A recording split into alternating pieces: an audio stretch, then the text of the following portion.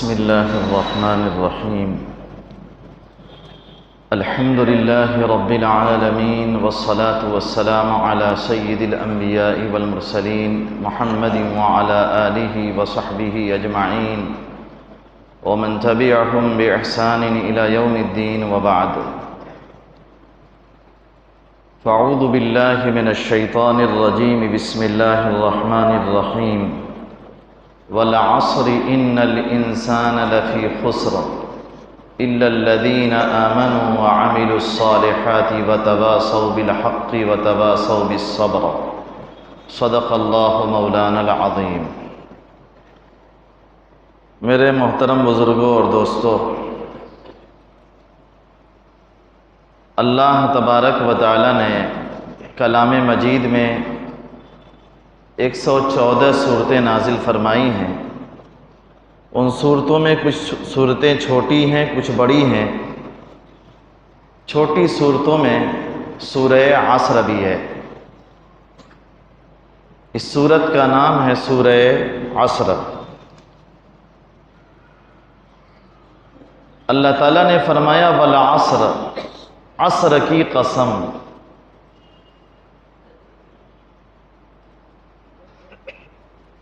عصر سے کیا مراد ہے؟ اس میں دو تفسیریں نقل کی جاتی ہیں. ایک تو تفسیر یہ ہے کہ عصر کے وقت کی قسم، اور ایک تفسیر یہ ہے زمانے کی قسم. چونکہ دنیا میں جتنے بھی کام ہوتے ہیں سبھی کام زمانے کے اندر ہوتے ہیں. ہم نیکی کرتے ہیں اس میں بھی وقت لگتا ہے، اور برائی کرتے ہیں اس میں بھی وقت لگتا ہے. اسی لیے اللہ تبارک و تعالیٰ نے زمانے کی قسم کھائی کہ زمانے کی قسم. اور دوسری تفسیر یہ ہے کہ عصر کے وقت کی قسم، چونکہ عصر کا وقت وہ وقت ہے جب فرشتوں کی ڈیوٹی چینج ہوتی ہے. صبح کو جو فرشتے آئے تھے عصر کے وقت وہ جاتے ہیں اور نئے فرشتے آ جاتے ہیں. اللہ تبارک و تعالیٰ کا ایک نظام ہے کہ اللہ تبارک و تعالیٰ نے فرشتوں کو ہم پر مامور کر رکھا ہے. کچھ فرشتے وہ ہیں جو ہماری حفاظت کے لیے ہوتے ہیں، کچھ فرشتے وہ ہیں جو ہماری نیکیاں لکھنے کے لیے ہوتے ہیں اور برائیاں لکھنے کے لیے ہوتے ہیں. اللہ تعالیٰ نے فرمایا کرامن کاتبین یعلمون ما تفعلون، کہ کرامن کاتبین ہیں یعلمون ما تفعلون، جو تم کرتے ہو سبھی جانتے ہیں. ایک فرشتہ جو دائیں طرف بیٹھا ہوتا ہے وہ افسر کہلاتا ہے، اور دوسرا فرشتہ جو بائیں طرف ہے وہ مامور ہوتا ہے. جب ہم کوئی نیکی کرتے ہیں تو دائیں طرف بیٹھا فرشتہ اس نیکی کو فوراً لکھ لیا کرتا ہے، اور اگر انسان برائی کرتا ہے تو دائیں طرف کا فرشتہ بائیں طرف کے فرشتے سے کہتا ہے ابھی رک جاؤ، شاید یہ توبہ کر لے. اور جب آپ توبہ نہیں کرتے تو وہ کہتا ہے کہ لکھ لو، لیکن ایک ہی لکھنا، ایک گناہ کا بدلہ ایک ہی لکھا جاتا ہے، لیکن ایک نیکی کا بدلہ 10 لکھا جاتا ہے. یہ اللہ تبارک و تعالیٰ کا نظام ہے. اور کہیں اللہ تعالیٰ نے فرمایا کہ لہو معقبات من بین یدیہ ومن خلفہ، کہ انسان کی حفاظت پر کچھ مامور فرشتے ہیں جو اس کے آگے بھی ہیں اور اس کے پیچھے بھی ہیں. روایات میں بیان کیا گیا کہ 10 فرشتے انسان کے آگے ہوتے ہیں اور 10 فرشتے انسان کے پیچھے ہوتے ہیں. ایک فرشتہ لکھنے والا ہے، 2 فرشتے لکھنے والے اور 2 فرشتے اور. تو راتوں دن انسان کی حفاظت پر اور انسان کے ساتھ جو فرشتے لگے ہوئے ہیں ان کی تعداد 24 ہے. 24 فرشتے ہر وقت انسانوں کے ساتھ رہتے ہیں. اللہ تبارک و تعالیٰ نے رات اور دن کا یہ نظام ہمارے لیے بنایا. ہم آرام سے سوتے ہیں، اللہ کے فرشتے ہمارے ساتھ ہوتے ہیں. ہم نماز پڑھ رہے ہیں، اللہ کے فرشتے ہمارے ساتھ ہیں. اور ہم سے جب برائیاں سرزد ہوتی ہیں، خلوتوں میں، تنہائیوں میں، جب ہم برے کام کرتے ہیں تب بھی اللہ کے فرشتے ہمارے ساتھ ہوتے ہیں، اور جو بھی ہم برائیاں کرتے ہیں ان برائیوں کو لکھا جا رہا ہے۔ ما یلفظ من قول الا لدیہ رقیب عتید، انسان کی زبان سے جو بھی جملہ نکلتا ہے اللہ تبارک و تعالیٰ کی طرف سے نگرانی والا ایک مضبوط فرشتہ ہے، وہ فرشتہ ان چیزوں کو لکھ لیا کرتا ہے۔ زبان کے بول بھی لکھے جا رہے ہیں، آنکھوں سے ہم بری چیزوں کو دیکھتے ہیں وہ بھی لکھا جا رہا ہے، غلط چیزوں کو سنتے ہیں وہ بھی لکھا جا رہا ہے، سب کچھ لکھا جا رہا ہے۔ تو اللہ تبارک و تعالیٰ نے عصر کے وقت کی قسم کھائی۔ عصر کا وقت بڑا قیمتی وقت ہے۔ نمازیں تو بہت ساری ہیں، 5 نمازیں دن میں فرض ہیں، لیکن ان نمازوں میں عصر کی نماز کی الگ ہی اہمیت ہے۔ اللہ تعالیٰ نے فرمایا حافظوا علی الصلوات والصلاۃ الوسطی، کہ تمام نمازوں کی پابندی کرو لیکن بیچ والی نماز کی خصوصیت کے ساتھ پابندی کرو۔ بیچ والی نماز سے کون سی نماز مراد ہے؟ عصر کی نماز، کہ عصر کی نماز کی خصوصی طور پر پابندی کا حکم دیا گیا۔ والعصر، اور عصر کے بارے میں فرمایا، امام بخاری رحمۃ اللہ علیہ نے حدیث نقل فرمایا ہے کہ جناب نبی کریم صلی اللہ علیہ وسلم نے فرمایا من فاتتہ صلاۃ العصر فکأنما وطر اہلہ ومالہ، کہ جس کی عصر کی نماز چھوٹ جائے گویا اس کے گھر والے اور اس کا مال سب کی سب برباد ہو گیا، ہلاک ہو گیا۔ اگر کسی کے گھر والے مر جائیں سبھی لوگ ایک ساتھ، کتنا بڑا خسارہ سمجھا جائے گا، اور کسی کا سارا مال ایک ساتھ لوٹ جائے، ڈاکو آئیں اور لوٹ کر لے کر چلے جائیں، آگ لگی پورا مکان جل گیا، کتنا بڑا خسارہ ہوگا۔ اللہ کے نبی صلی اللہ علیہ وسلم نے فرمایا جس کی عصر کی نماز چھوٹ گئی گویا اس کے سارے گھر والے ہلاک ہو گئے اور اس کا سارا مال ہلاک ہو گیا۔ گھر والے اور مال کا ہلاک ہونا تو ہمیں سمجھ میں آتا ہے، لیکن نماز عصر کا فوت ہونا ہمیں سمجھ میں نہیں آتا۔ پھر نماز عصر کے فوت ہونے سے کیا مراد ہے؟ اس کی 2 تفسیریں نقل کی گئی ہیں۔ ایک تو مراد یہ ہے کہ جماعت کے ساتھ نماز چھوٹ جائے، عصر کی نماز با جماعت ہم ادا نہ کر سکیں، اور دوسرا مطلب یہ بیان کیا گیا ہے کہ عصر کی نماز نہیں پڑھ سکے، عصر کی نماز قضا ہو گئی۔ اگر عصر کی نماز قضا ہو گئی تو گویا انسان کے سارے اعمال ہلاک ہو گئے، برباد ہو گئے۔ اللہ رب العزت نے عصر کی قسم کھائی۔ عصر ایک زمانہ ہے، ایک وقت ہے۔ کہیں کہیں ہم قرآن میں دیکھتے ہیں، بلکہ جگہ جگہ اللہ تبارک و تعالیٰ نے غیر اللہ کی قسمیں کھائی ہیں۔ جیسے کہیں اللہ تعالیٰ نے فرمایا والفجر، فجر کے وقت کی قسم، اور کہیں اللہ تعالیٰ نے فرمایا والتین والزیتون، انجیر کی قسم، زیتون کی قسم۔ کہیں اللہ تعالیٰ نے ستاروں کی قسم کھائی والنجم، ستاروں کی قسم۔ تو کیا غیر اللہ کی قسم کھانا درست ہے کیا؟ جیسے آج کل ہمارے معاشرے میں بہت سارے لوگ قسمیں کھاتے ہیں کہ ماں قسم، بیوی کی قسم، میرے سر کی قسم، اور بہت ساری قسمیں کھاتے ہیں۔ اس سلسلے میں جناب نبی کریم صلی اللہ علیہ وسلم نے حدیث بیان فرمائی۔ آپ فرماتے ہیں کہ من حلف بغیر اللہ فقد اشرک، جس نے غیر اللہ کی قسم کھائی اس نے اللہ کے ساتھ شرک کیا، اس لیے کہ غیر اللہ کو اللہ کے برابر کر دیا۔ غیر اللہ کی قسم کھانا یہ شرک ہے، بہت بڑا گناہ، سب سے بڑا گناہ شرک ہے۔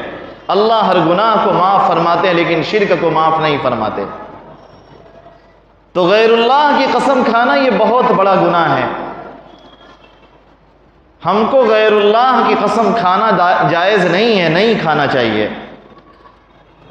قسم تو یوں کھانا ہی نہیں چاہیے، لیکن بہت مجبوری ہو تو اللہ کی قسم کھائے، یا تو اللہ تبارک و تعالیٰ کی قسم کھائیں یا اللہ تبارک و تعالیٰ کی صفات کی قسم کھائیں۔ قرآن اللہ تبارک و تعالیٰ کا کلام ہے، کیا قرآن کی قسم کھا سکتے ہیں؟ بہت سارے لوگ کہتے ہیں قرآن کی قسم۔ اس سلسلے میں علماء کے درمیان اختلاف ہوا۔ ایک جماعت نے کہا کہ قرآن کی قسم نہیں کھائیں گے، لیکن تبیین الحقائق میں جو کنز الدقائق کی شرح ہے، فقہ کی بڑی عظیم کتاب ہے، اس میں لکھا ہے کہ قرآن کی قسم کھائیں گے تو قسم ہو جائے گی، اس لیے کہ قرآن اللہ کا کلام ہے اور اللہ کی صفت ہے، اور اللہ کی صفت کی قسم کھانا درست ہے، اس لیے کہ جس طرح اللہ ازلی اور قدیم ہے، اسی طرح اللہ کا کلام بھی اور اللہ کی صفات بھی ازلی اور قدیم ہیں، لہذا ان کی قسم کھانا درست ہے۔ اگر کسی نے قسم کھایا تو درست ہو جائے گا، لیکن کعبہ کی قسم کھانا جائز نہیں ہے۔ آپ کہیں کعبہ کی قسم، مسجد حرام کی قسم، مسجد کی قسم یا اور کسی چیز کی قسم کھائیں، یہ درست نہیں ہے۔ اللہ کی قسم کھا سکتے ہیں یا اللہ کی صفات کی قسم کھا سکتے ہیں۔ تو اللہ تبارک و تعالیٰ کا یہ نظام ہے کہ اللہ تبارک و تعالیٰ انسانوں کے سامنے کسی چیز کی عظمت اور اہمیت کو بیان کرنے کے لیے قسمیں کھاتے ہیں۔ یہاں بھی اللہ تبارک و تعالیٰ نے قسم کھا کر فرمایا وَالْعَصْرِ إِنَّ الْإِنسَانَ لَفِي خُسْرٍ، کہ زمانے کی قسم سارے انسان گھاٹے میں ہیں۔ وَالْعَصْرِ قسم ہے اور إِنَّ الْإِنسَانَ لَفِي خُسْرٍ جواب قسم ہے۔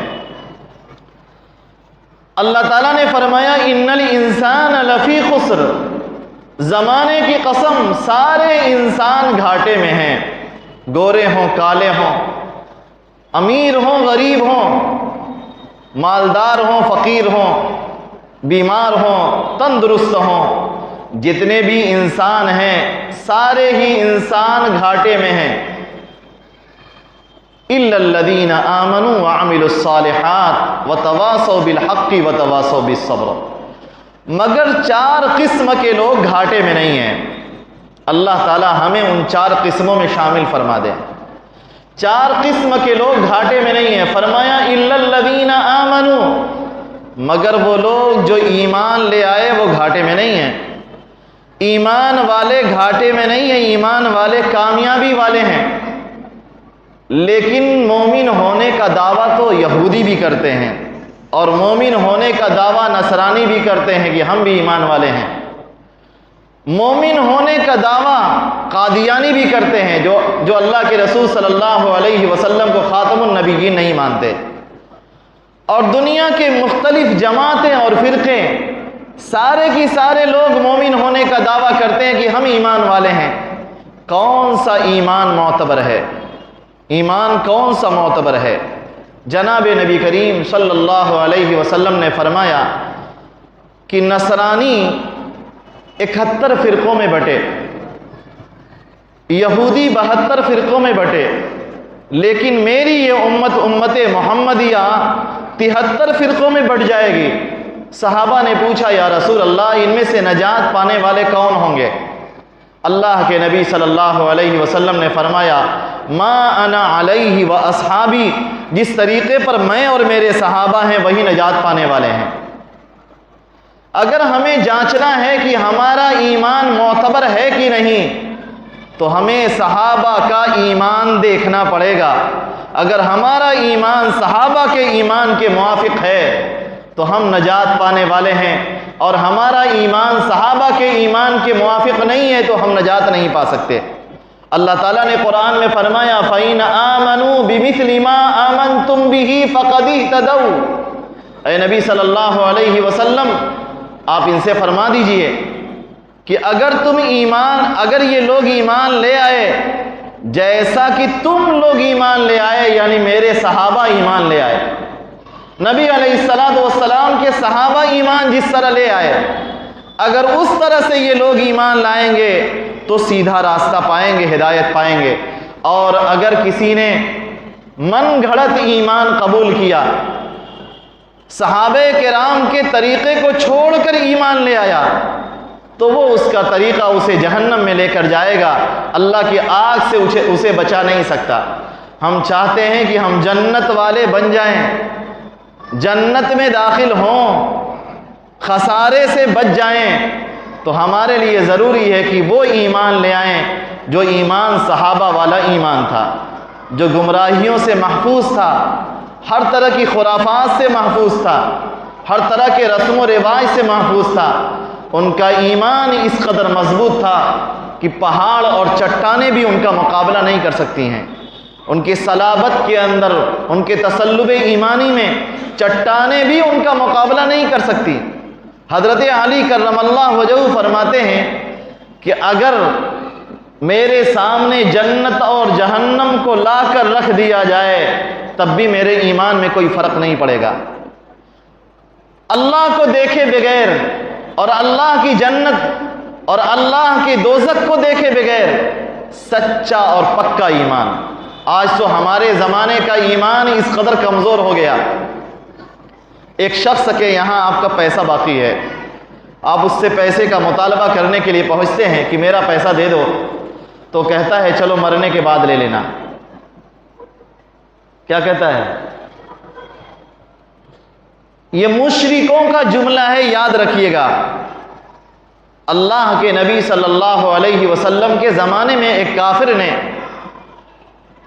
حضرت ابو الدرداء رضی اللہ عنہ سے غالباً زرہ بنوائی، یہ لوہاری کا کام کرتے تھے، ہتھیار بنوائے، تلواریں وغیرہ۔ جب ہتھیار بن کر تیار ہو گیا، یہ بیچارے لے کر گئے اور اس سے پیسے کا مطالبہ کیا، تو اس نے کہا کہ جب میں مر جاؤں گا تو مجھے لأوتین مالا وولدا، میرے پاس بہت سارا مال ہوگا اور بہت سارے اولاد ہوں گے، بال بچے بھی بہت زیادہ ہوں گے، وہیں مرنے کے بعد مجھ سے لے لینا۔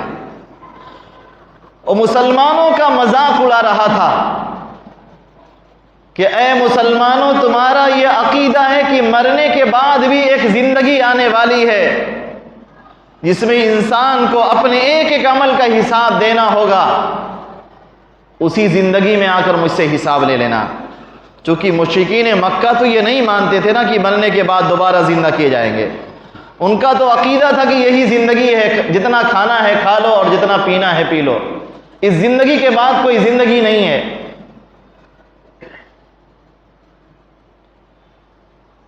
آج ہمارے زمانے میں بھی ہمارے بہت سارے مسلمان لوگ اپنے معاملات کے اندر جب انہیں دینے کا ارادہ نہیں ہوتا، لوگوں کا لے رکھا ہے، معاملہ کیا ہوا ہے، دینا نہیں چاہتے، اور جب مطالبہ کرنے والا بار بار مطالبہ کرتا ہے تو کہتے ہیں چلو مرنے کے بعد لے لینا۔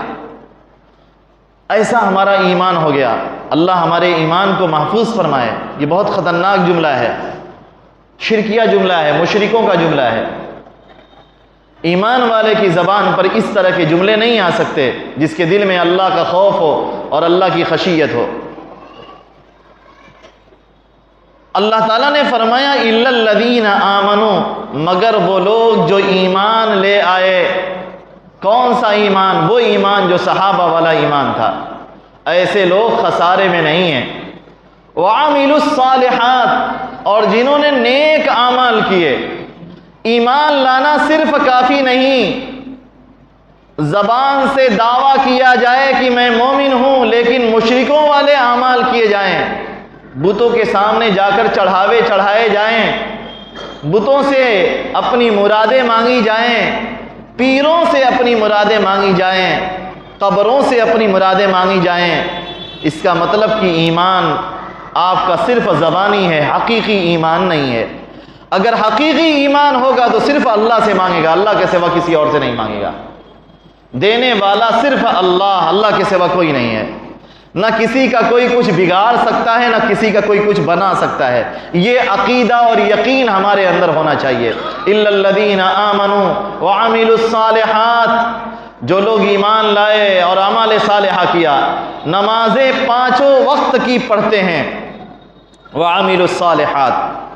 خسارے سے بچنا ہے تو پانچوں وقت کی نمازیں ادا کرنی ہے، خسارے سے بچنا ہے اپنے مال کی زکوٰۃ نکالنی ہے، اور خسارے سے بچنا ہے رمضان کے روزے فرض ہیں اسے رکھنا ہے، اور خسارے سے بچنا ہے تو گناہوں سے اپنے آپ کو بچانا ہے، حج فرض ہوا تو حج کرنا ہے، لوگوں کے حقوق کو بھی ادا کرنا ہے۔ اگر انسان چاہتا ہے کہ میں خسارے سے بچ جاؤں تو اس کے لیے دوسرا عمل ہے وَعَمِلُوا الصَّالِحَاتِ، آپ نیک اعمال کیجئے، برائیوں سے بچ جائیے، نمازوں کی پابندی کر لیجئے، وَعَمِلُوا الصَّالِحَاتِ، نیکیاں کریں گے خسارے سے بچ جائیں گے، وَتَوَاصَوْا بِالْحَقِّ وَتَوَاصَوْا بِالصَّبْرِ، ایک دوسرے کو حق کی وصیت کریں، ہر مومن دوسرے مومن کو حق بات کہے، حق بات کی تاکید کرے، مومن ناحق نہ بولے، نہ ناحق کی تاکید کرے، بلکہ ہر مومن حق بات کی ایک دوسرے کو تاکید کرے۔ اگر ہم چاہتے ہیں کہ ہم اللہ کے عذاب سے بچ جائیں، خسارے سے بچ جائیں، گھاٹے سے بچ جائیں، تو ایک دوسرے کو حق کی وصیت کرنا کبھی نہ بھولیں، حق بات کہتے رہیں، وَتَوَاصَوْا بِالْحَقِّ، حق بات کی ایک دوسرے کو تاکید کرتے رہیں، امر بالمعروف نہی عن المنکر، بھلائی کا حکم دینا، برائیوں سے روکنا، یہ ہے تواصی بالحق، لوگوں کو بھلے کام پر آمادہ کرنا اور برے کام سے لوگوں کو روکنا۔ امت کے اندر جب تک یہ صفت پیدا رہے گی، امت فائدے کے اندر رہے گی، نقصان میں نہیں رہے گی۔ وَتَوَاصَوْا بِالصَّبْرِ، تواصی بالحق کے بعد اللہ نے فرمایا اور ایک دوسرے کو صبر کی تلقین کریں، ایک دوسرے کو صبر کی تلقین کرنے والے کامیاب ہو گئے۔ صبر کی تلقین کا کیا مطلب ہے؟ حق بات بولنے پر گردن پر تلواریں چلتی ہیں، حق بات کہنے پر زبان کاٹ لی جائے گی، حق بات کہنے پر جیل جانا پڑے گا، لیکن انسان کو اس حال میں ڈٹ جانا ہے اور حق بات کہنا ہے اور حق کے لیے صبر کرنا ہے۔ حق کے لیے جو مصیبتیں، آزمائشیں، بلائیں آئیں، ان پر صبر کرنا، یہ ہے تواصی بالصبر۔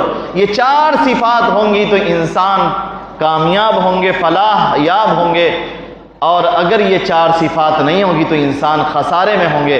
اللہ ہمیں بھی حق والا بنائے، ناحق سے اللہ تعالی ہم سب کی حفاظت فرمائے۔ وآخر دعوانا الحمد للہ رب العالمین۔